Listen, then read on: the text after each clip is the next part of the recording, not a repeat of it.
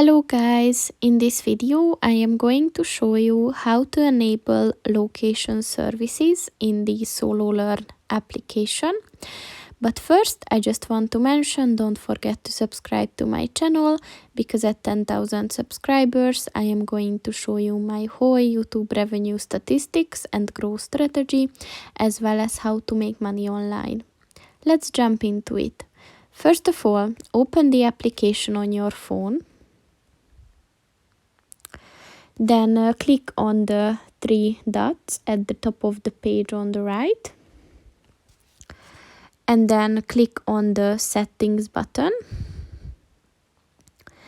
And at the settings section, you will see the location services button, which will allow this application to use your location and provide a more personalized experience for you.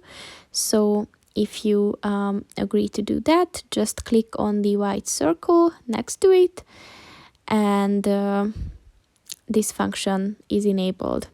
So that's pretty much it for this video, guys. See you in the next one. Goodbye.